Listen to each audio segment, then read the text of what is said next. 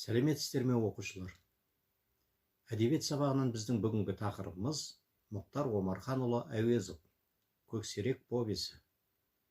Оқу мақсаты: әдеби шығарма сюжетінің құрамдас бөлшектерін талдау. Енді осы бүгінгі тақырыбымызға байланысты Мұхтар Омарханұлы Әуезов туралы бейнебаянға назар аударыңыздар. Мұхтар Омарханұлы Әуезов 1897 жылы 28 қыркүйекте қазіргі Шығыс Қазақстан облысы Абай ауданында дүниеге келіп, 1961 жылы 27 маусымда Мәскеуде қайтыс болады. Үйегі Алматы қаласында жерленген. Мұхтар атасы Әуезбен әжесі Дінасылдың тәрбиесінде өскен. Ауыл мектебінен сауатын ашқан Мұхтар 1908 жылы Семейдегі Камалиддин Хазрет медресесінде, кейін орыс мектебінің дайындық курсында оқиды. 1910-1915 жылдары Семейдегі 5 сыныптық орыс қазына училищесінде оқиды. Оның соңғы жылында Дауыл атты алғашқы шығармасын жазады. Сол жылы Семей қалалық мұғалімдер семинариясына түсіп, оны 1919 жылы бітіреді. Семинарияда оқып жүріп, Шәкәрім Құдайбердіұлының Жолсыз жаза дастанының негізінде Еңлік кебек пьесасын жазып, 1917 жылы маусым айында Ойқұдық деген жерде сахнаға шығарады. 1922 жылы күзде Ташкенттегі Орта Азия мемлекеттік университетіне тыңдаушы болып оқуға түсіп, сонда Шолпан және Сана журналдарында жұмыс істейді. 1923 жылы Ленинград мемлекеттік университетіне, 1928 жылы Ташкенттегі Орта Азия мемлекеттік университетінің аспирантурасына түсіп, білімін жалғастырады. 1932 жылдан өмірінің соңына дейін Қазақ педагогикалық институты, Қазақ мемлекеттік университеті, Мәскеу мемлекеттік университеті сияқты ірі жоғары оқу орындарында ұстаздық қызмет ете жүріп, әдеби және ғылыми шығармашылық жұмыстармен қатар айналысады. Әуезов жазушы Аймауытовпен бірлесіп, Семейде Абай журналын шығаруға қатысады. Жазушының Қорғансудың күні, қыр суреттері, қыр әңгімелері, үйлену, оқыған азамат, кім кінәлі, кінәмшіл бой жеткен, қаралы сұлу, тағы басқа әңгімелері, Қараш-қараш оқиғасы повесі, Қилы заман романы мен әлем әдебиетінің озық үлгісіне айналған Абай жолы роман эпопеясы, Хан кене, Тын сағатта, Намыс гвардиясы, тағы басқа пьесалары бар. Қазақ жазушылар арасында әлем халықтары тілінде ең көп басылым көргенді, танымалы да Мұхтар Әуезов шығармалары. Жазушы 1949 жылы Абай романы үшін бірінші дәрежелі Сталиндік сыйлықпен, 1956 жылы Еңбек Қызыл ту орденімен, 1957 жылы Ленин орденімен марапатталған.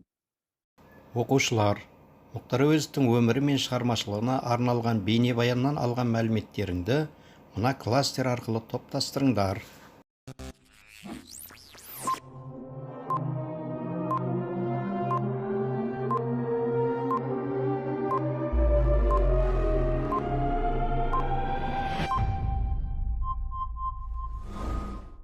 Бұл жерде сендер қасқырлардың суретін көріп тұрсыңдар. Сендер Көксерек атты кинофильмді көрген боларсыңдар. Ол Мұхтар Әуезовтің Көксерек атты повесінің желісімен түсірілген. Осы Көксерек повесінің оқиға желісін мына бейнебаян арқылы көріп тыңдап алыңыздар. Мұхтар Әуезовтің 1929 жылы жазылған Көксерек әңгімесі адам мен табиғат арасындағы байланысты көрсететін жаңа тынысты шығарма. Автор шағын көлемге мол мағына сыйдырған. Әңгімеде қасқыр, табиғат, адам мәселесі сөз болады. Жаратылыстағы адам мен табиғат теңдігінің қатынас дәрежесі көрсетіледі. Адамдар табиғаттың өз заңдылығына қарсы шығып, қасқырлар мекенін ойрандап, оның күшігін енесінен айырып, ауыл тұтқын етті. Бірақ қасқыр есейген сайын бостандықты сағынады.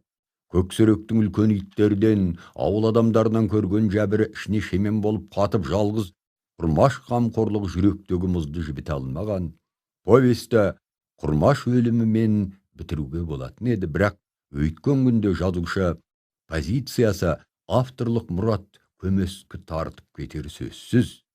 Зұлымдыққа, озбырлыққа қарсы тұрар, оны жеңер күш бар деген сарынды Әуезов әдіптей түседі.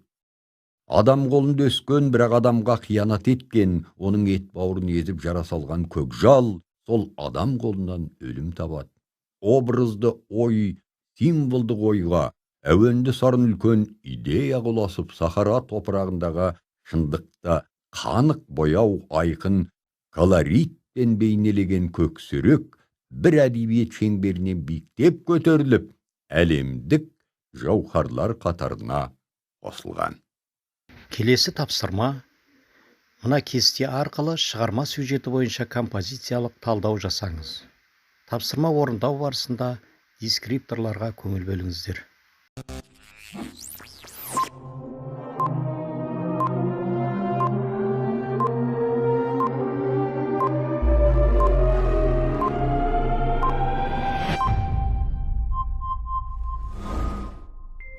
Тапсырманы орындап болсаңдар, өз жауаптарыңды ықтимал жауаптармен салыстырып көріңдер. Бұл суреттен біз Көксерек повесінің негізгі түйінін аңғарамыз. Мұнда жазушының айтпақшы болған ойы адамдардың табиғатқа жасаған қиянаты және табиғаттың одан өш алуы. Соңында көксерекке жанашыр болған құрмаш зардап шегеді. Демек жазушы повестің түйінді идеясы арқылы кейбір адамдардың табиғатқа жасаған қиянатынан бейкүнә адамдар да зардап шегетінін жеткізеді. Осымен бүгінгі сабағымызды аяқтаймыз. Үйге тапсырма ретінде, егер сен жазушы болсаң, бұл повесті қалай аяқтар едің деген сұраққа жауап бере отырып, өз ойларыңызды жазыңыздар. Сау болыңыздар.